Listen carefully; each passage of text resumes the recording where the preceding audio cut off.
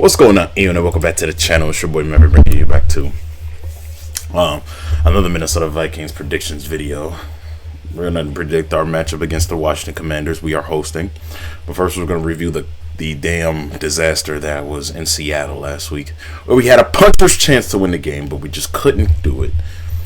We had a puncher's chance early on, but the offense looked so bad that we ended up getting shut out.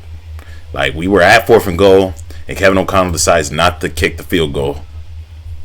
Let's just talk with ChatGPT. I was right. Somewhat. The Seahawks blowing us out.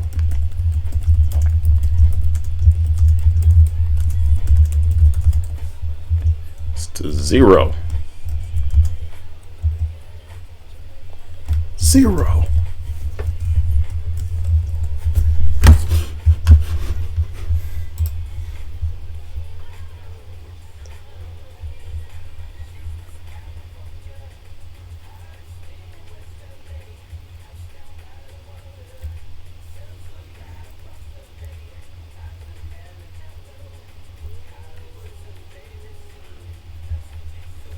Let's see what ChatGPT has to say about it.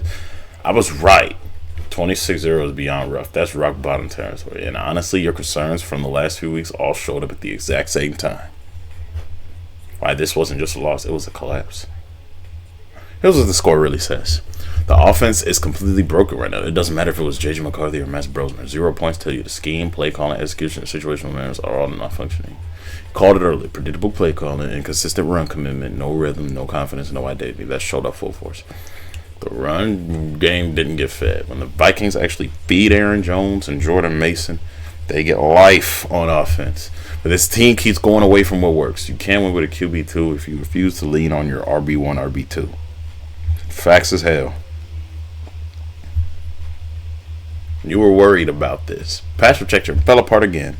You were worried about this when it happened. And once the O-line collapses, it doesn't matter if the QB is Brady, Mahomes, J.J. Brosman, the whole offense dies. Flores' defense finally cracked. Can't even blame them too hard. They've been carrying the team all season. Eventually they were bound to break when they were stuck on the field 35 plus minutes with no offensive help.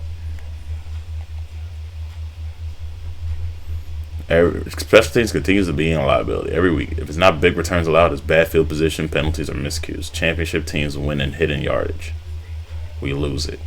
This loss was not about one player, not JJ, not Brosman, not even Singer. This is an organizational failure from the top down, like you said before. Exactly. KOC's offense has been predictable, rigid, and lacking adjustments. Those teams are reliable. The run-pass balance is still off, and the roster talent isn't translated to production.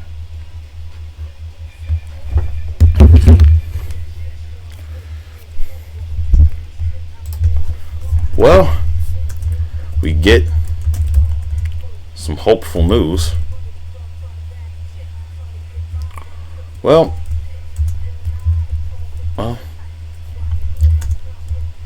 sometimes being still right can be painful. But it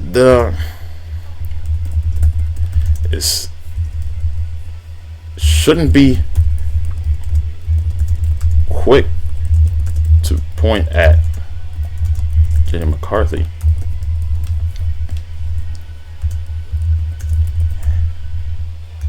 The whole entire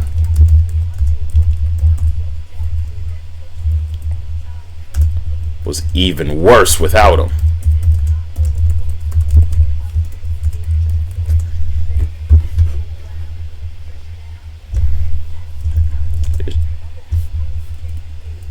As I said, this is KOC and Kwesi mishandling things. The Wolves have to be upset.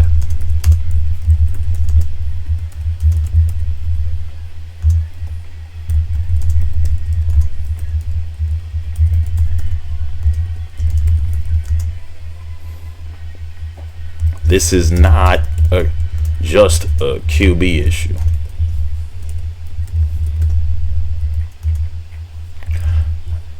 If we lose Justin Jefferson,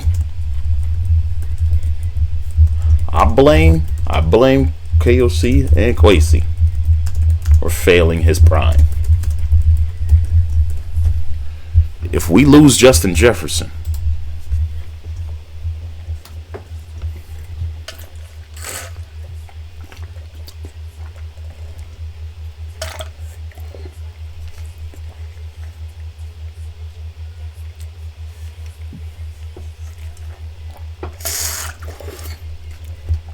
let's see what ChatGPT has to say in response. See, it's still cooking. It takes its time. Because I'm also on Twitch too talking about this. Anybody in the chat say anything? Let me see.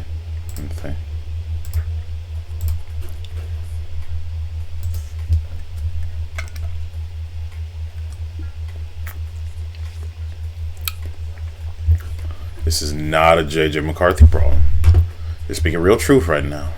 And honestly, this is the exact conversation Vikings franchise should be having instead of scapegoating a 21-year-old rookie quarterback. Let's break down clearly logic because just take a spot on.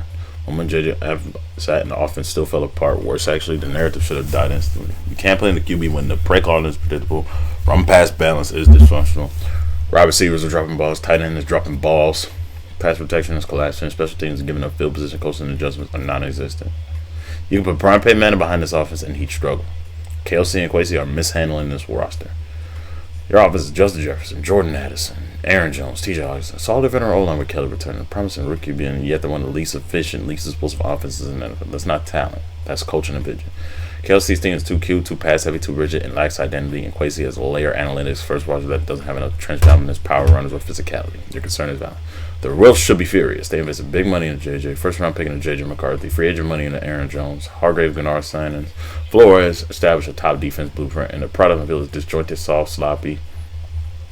Coach not adjusted, offense regressing, special teams a liability, no identity, getting shut out in December. The Wolves don't play around with embarrassment.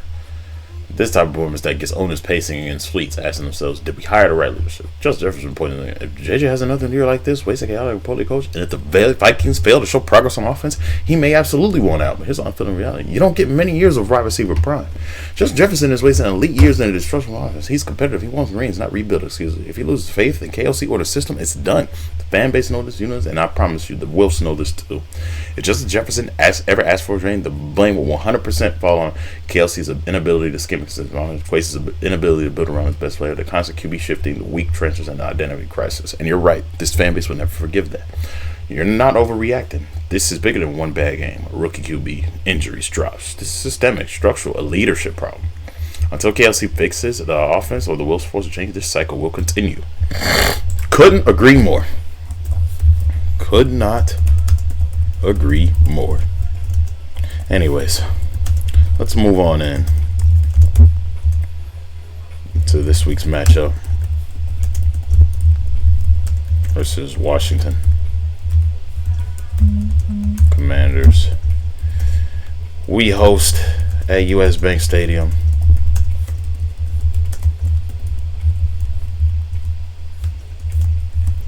It should be nice. Should be a win on paper. But with sus offense,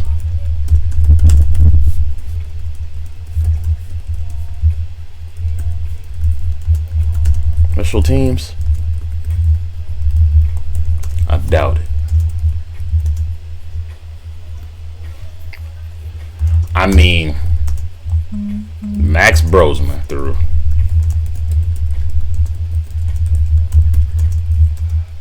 run a 4th and goal play. First drive.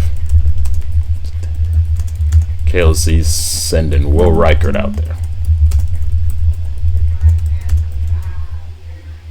4th. But guess what happens?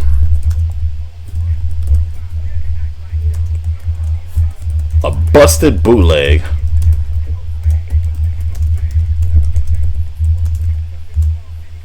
A pick 6. I knew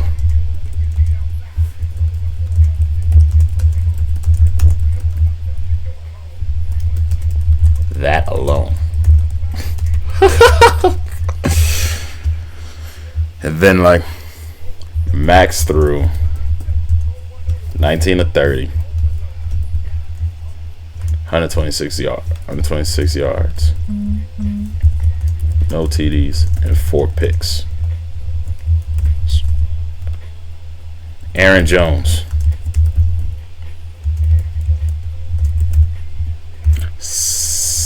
carries for 47 yards.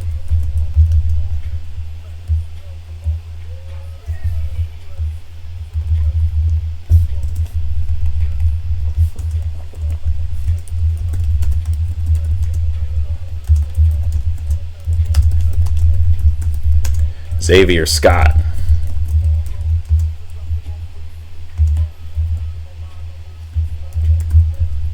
Xavier Scott, 3 carries for 17 yards.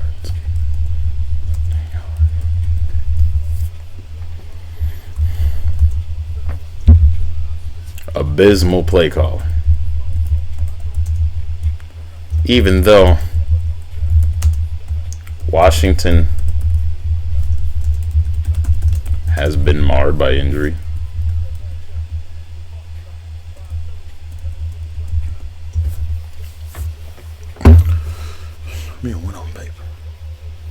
this is abysmal. I'm just looking at the offense. Justin Jefferson only got 4 yards last week.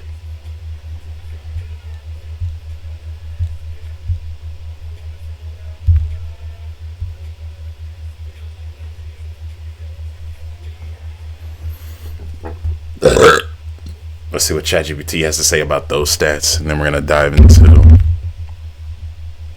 how we match up. Man, that Seattle game is the perfect example.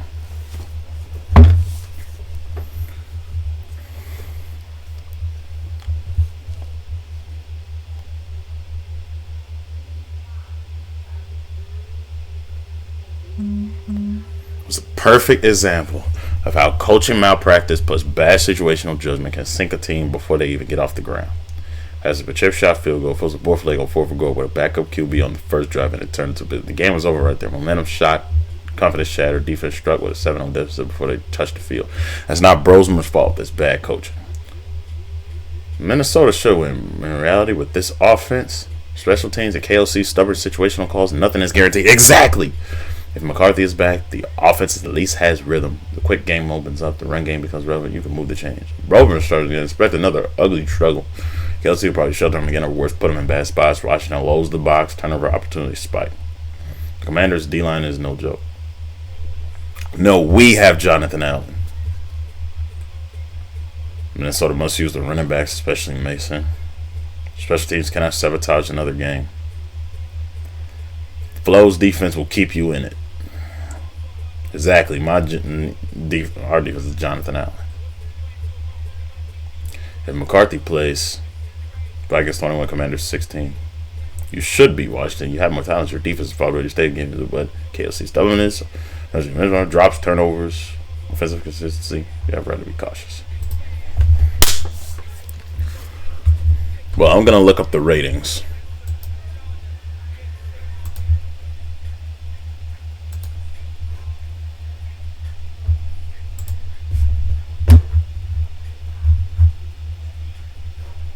I'm going to look up the ratings and compare the two.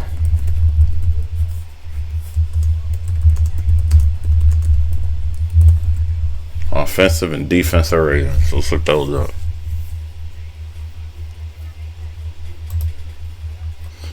We have the worst passer rating in the NFL. The worst.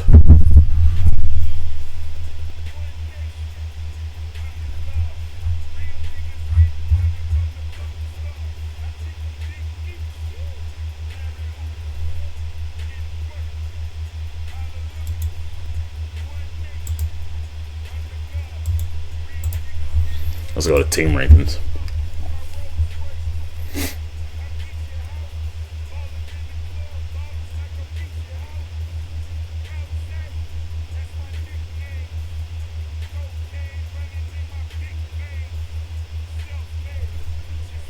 Man, it's taking a while to load up. While that's loading up,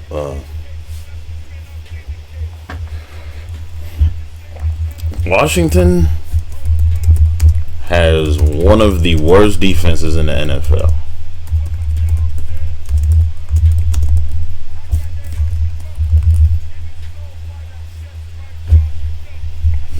Washington is one of the worst defenses in the NFL.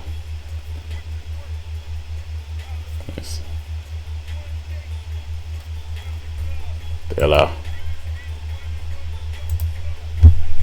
They are 26th and rush yards allowed.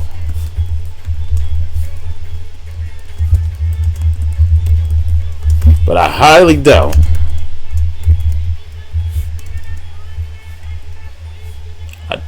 KOC will take advantage of this.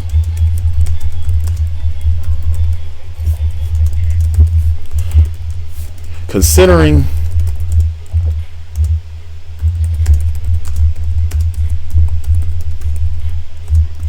we'll have a lot more freedom on the field.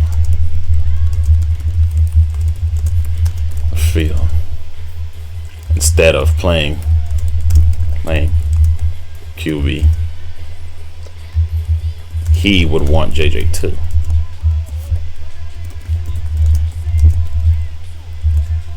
I hope this means he can call audibles.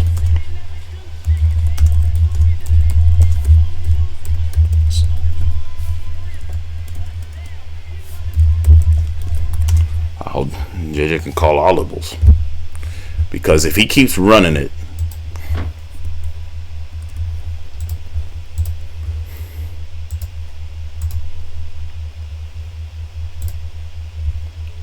let me see.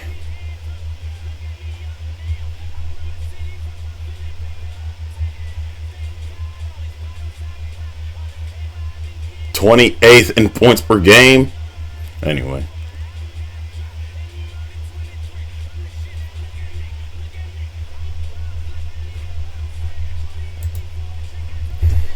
This offense is Vikings offense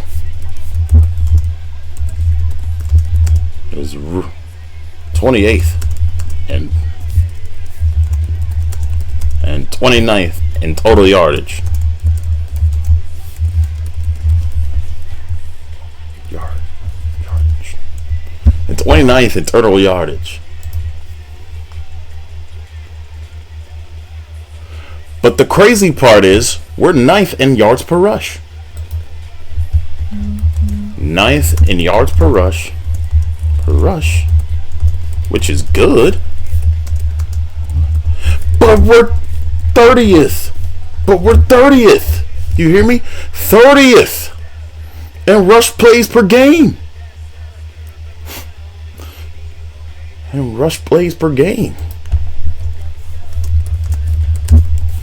It's per game.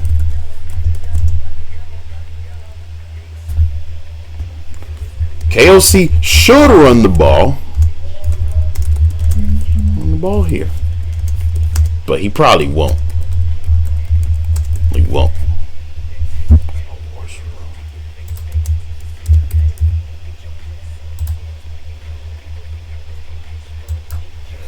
I'm going to just put that out there.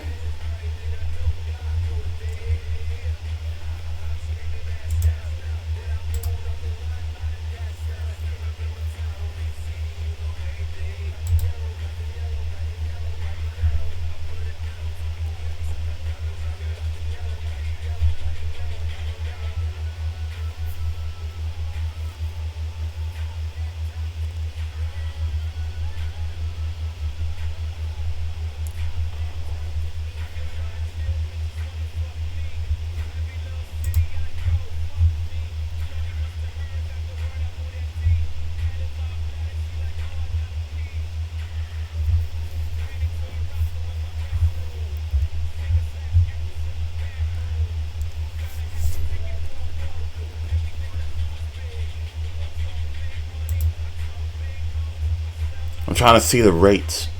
What's the rates? Yeah, let's go team stats, man. Right, see, look at this. They're 22nd in points per game. 15th in yards per game. So they can get down the field and score. They're not scoring at a higher rate, but still. This is going to be the difference right here. The 13th and third down conversion. We are 31st. 13th on third downs, 31st on third downs. They are 28th, so they give up the most points, and they give up a crap ton of yards. This is historically one of the worst defenses. And they allow the 27 more rush yards per game, while they're third in rushing yards per game.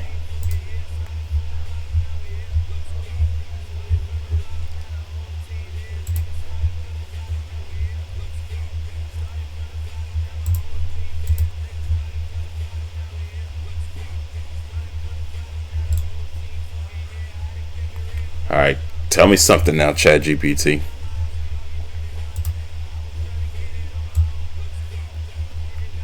See, we're already coming on 20 minutes of this breakdown.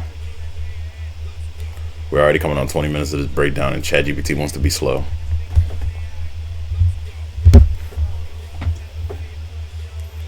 You think that this is one of these games that KOC could just,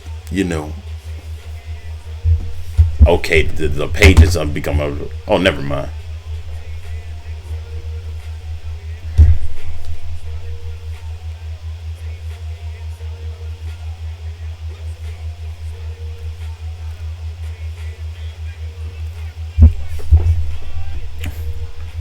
It's 2025, but anyway.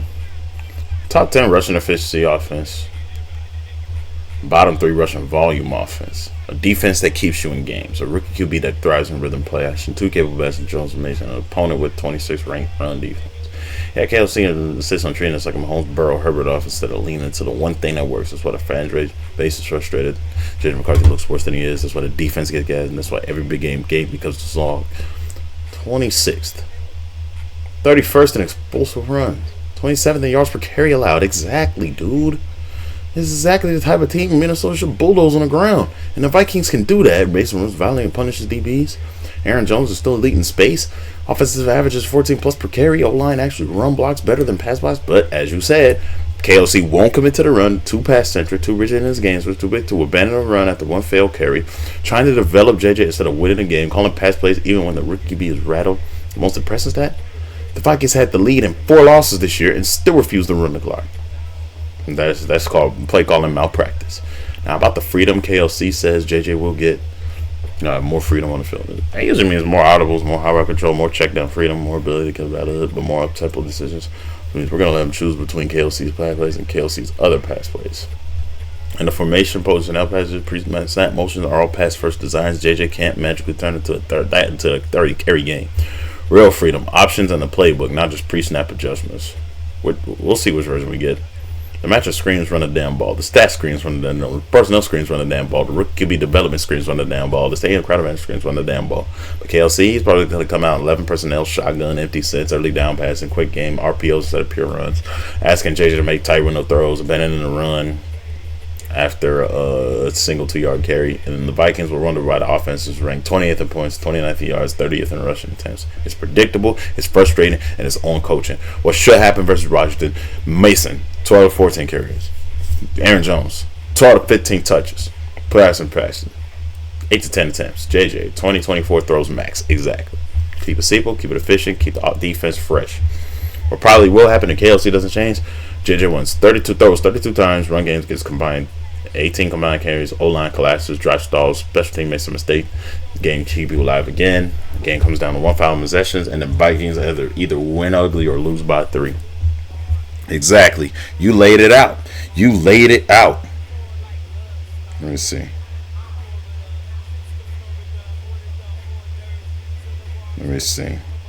Let me read the injury report.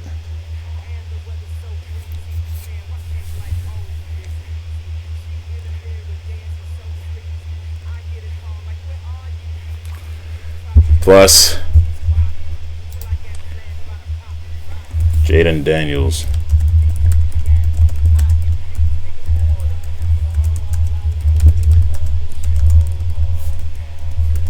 Lineup. So this could be bad, but let me see. How often do they get sacked?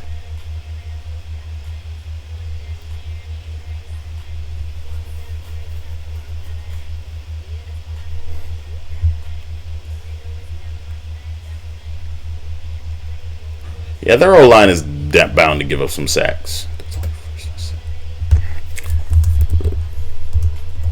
Even Grace.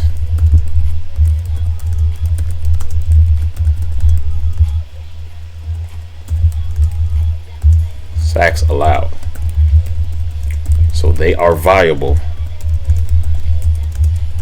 Let JD get hit.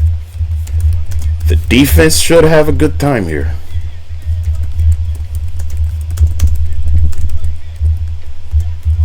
Cooking here.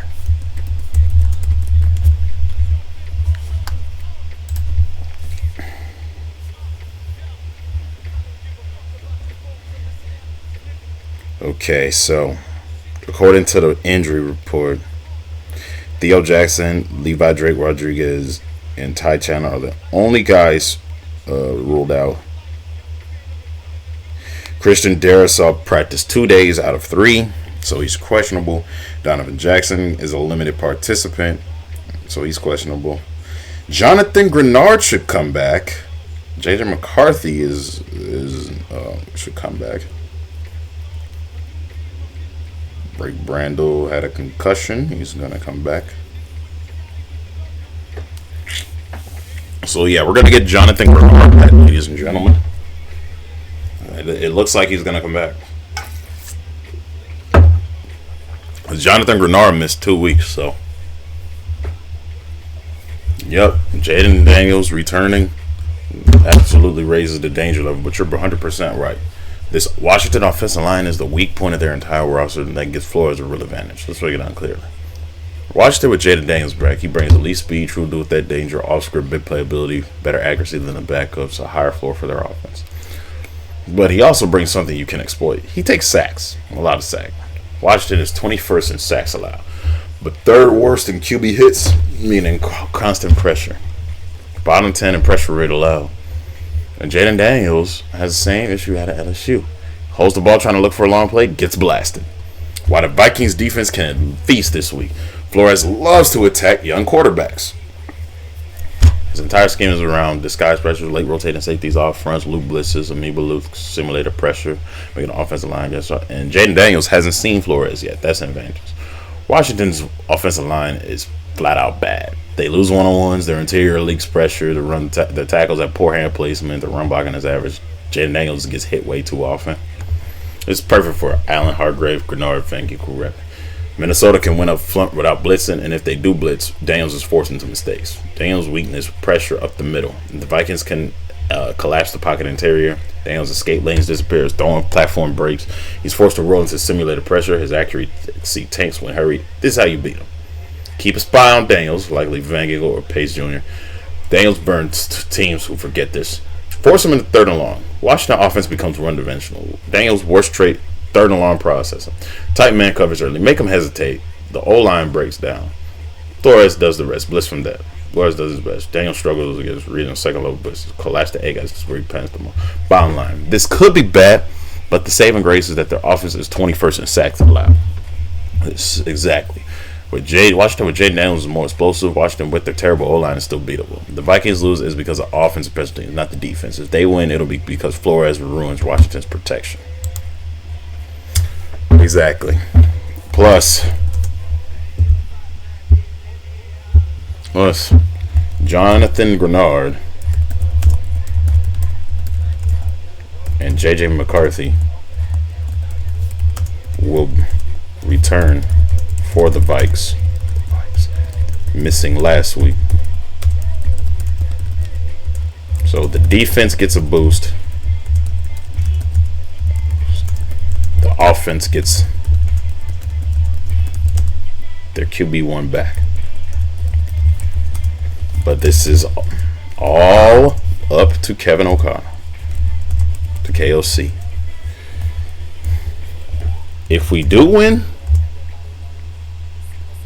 we must win. Here are 3 keys. 3 keys.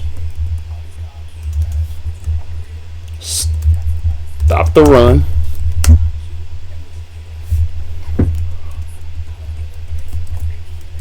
Offense can't drop, can drop balls, can't turn over balls, and more importantly, finish the drives. Finish drives. The drives. Defense. Do not let Washington to get hot on the ground. Make JD beat you with his arm in the pocket. ST, do your jobs. Ryan Wright is good at pinning teams near their own end zone.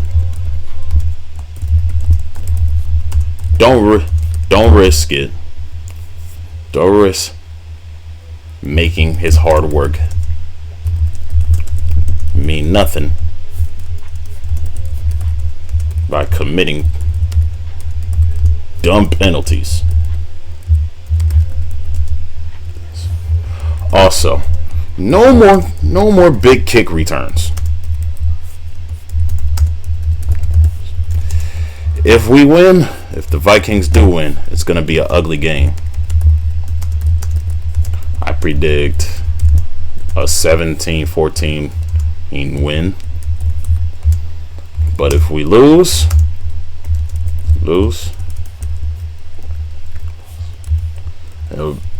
28 to like 14 Washington.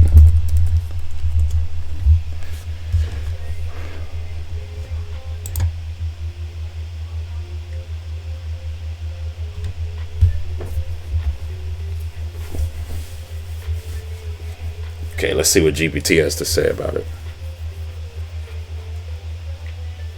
Because I think we still get pressure on Jaden Daniels. I think we still get pressure on him. The key is that the offense got to sustain drives so that way the defense can get a nice break. Because if the defense is more on the field than the defense is going to get tired and they're going to give up big plays. That's just the psychology of the game. Your breakdown is on point. And honestly, this is exactly the type of games where the Vikings either look disciplined and tough or completely collapse because of self-inflicted mistakes. Let's go through the keys with a bit of added context based on what we know about this team in the match. Catch the damn ball. This is huge. The Vikings dropped last week, absolutely killed drives with McCarthy back. Rhythm matters. He's not at a point where he can overcome constant miscues from his receivers. Protect the football. This is where carelessly scares Vikings. When he gets pass happy early, things get sloppy. Tip passes, miscommunications, and sacks that turn to fumbles. If McCarthy plays within structural and KLC keeps the run game alive, turnovers drop dramatically. Finish drives. Stalling in the end zone has been the story of the Vikings season. Settling for field goals won't cut it if Washington even gets one explosive play. Touchdowns must be the goal, especially early. If the Vikings get even 2 sustained touchdown drives, you're right. This game becomes manageable. Defensive keys. Stop the run early. Force Washington in the second and third and long. If you get them rolling on the ground, JD5 becomes extremely dangerous because of RPOs, play action, extended plays. Stop the run, collapse the whole offensive rhythm. Make Jaden Daniels win inside the pocket. This is exactly right. Daniels is at his worst when his first read is taken away. Pressure comes directly up the middle, and he can't escape cleanly. This is where Grenard returning is massive. Adding the fact that Washington O-line is 21st in sacks allowed, this is a prime disruptive quarterback week. The defense should absolutely have chances to eat. Ryan Wright. He's been one of the few consistent bright spots. Coverage unity to stop undoing his work with dumb penalties, especially with the blocking the backs. Kick return coverage. Washington is explosive if given space. A blown lane or a poor contain can flip the game instantly. Keep the bottle up and trust the defense with long fields. Your split prediction is extremely realistic. Defense dominates. JD5 is uncomfortable. McCarthy plays mistake-free. 17-14 Minnesota. If Washington wins, 28-14 Washington. Vikings offense stalls again. Turnovers appear. JD breaks containment for big plays. This game is entirely determined by the Vikings' decision-making and discipline. Talent-wise, Minnesota has more than enough to walk out with a win. Couldn't agree more. This game, in my opinion, is all up to KOC and how He preps his players and calls his plays. Calls his plays. But even if we suck, I'm still here. Bank again. I'll still be here.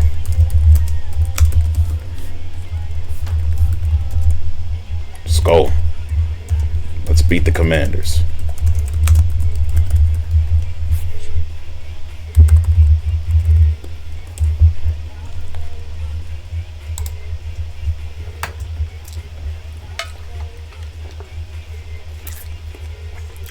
See what ChatGPT has to say about that.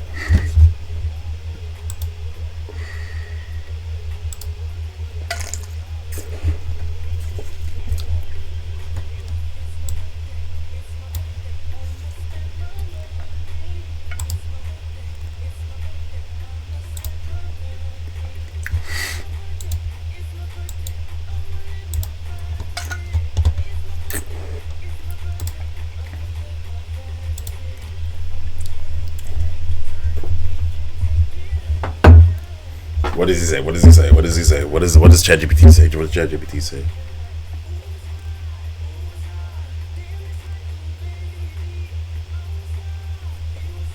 Oh, come on.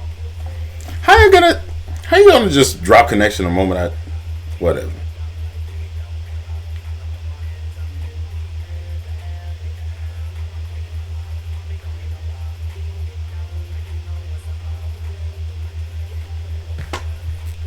Come on.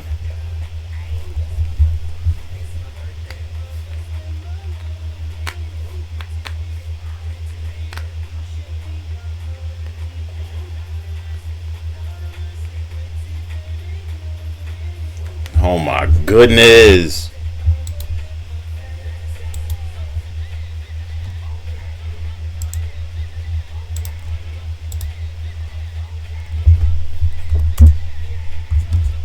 I'm gonna just resend. Anyway, guys, I think I'm just gonna cut it here because it's not acting right. So, thank you all for tuning in with me. I'll see you all probably next week when I think our next matchup after this is gonna go up against. I think we're going up against the Dallas Cowboys or New York Giants. One of them two. One of them two. Oh, there we go. When KLC is in rhythm, balanced, and prepared, the Vikings are like a real competitive, well-coached team. When KLC gets too cute and bans the run, it doesn't prep the roster for situation football. Everything spirals fast, and it becomes one of those "how did we lose this game" moments. Sundays, Vikings fans know too well, but in this mindset, you got it exactly what real fans. Win, lose, or ugly, still here, rocking purple, still believing in the next one. This is why Skull Nation is special. It's loyalty through heartbreak, crazy season, and impossible highs. U.S. Bank can flip momentum in a heartbeat if the team gets the fans something to stand up for. The Vikings can start fast, pressure JD, and avoid shooting themselves in the foot. This week is very winnable, very winnable. But no matter what happens, you'll still be here. I'll still be here, and it's always Skull. Let's go handle the Commanders. Exactly. With that being said, I'll see you guys soon. Deuces.